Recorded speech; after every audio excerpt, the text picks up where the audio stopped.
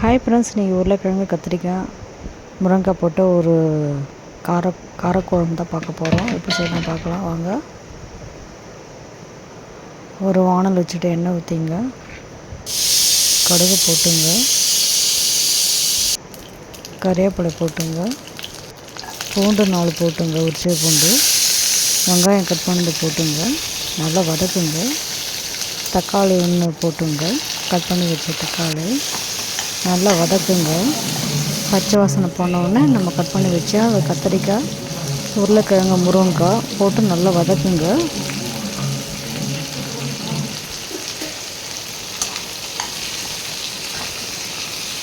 நல்லா வதக்குங்க.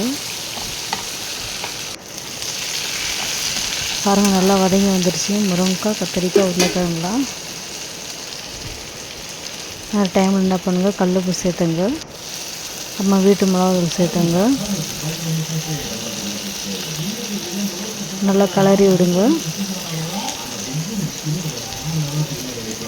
தேவையான அளவு மிளகாத்தூள், உங்களுக்கு காரம் அதிகமான காரம் அதிகமாக போட்டுங்க. நான் கொஞ்சம் இன்றைக்கி காரம் அதிகமாக போட்டுருக்கேன். அம்மா தேவையான அளவு தண்ணி ஊற்றிங்க, கலக்கி விட்டுட்டு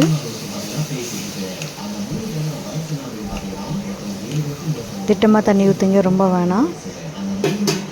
அம்மா மூடி போட்டு மூடி வச்சுருங்க.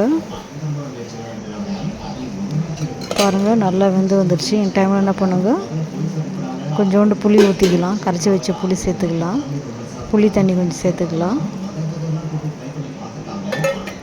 சேர்த்துட்டு நல்லா மூடி வைங்க. திருப்பியும் இன்னும் கொஞ்சம் நல்லா புளி நல்லா வேகட்டும், புளியோட பச்சை வாசனை போனோம்.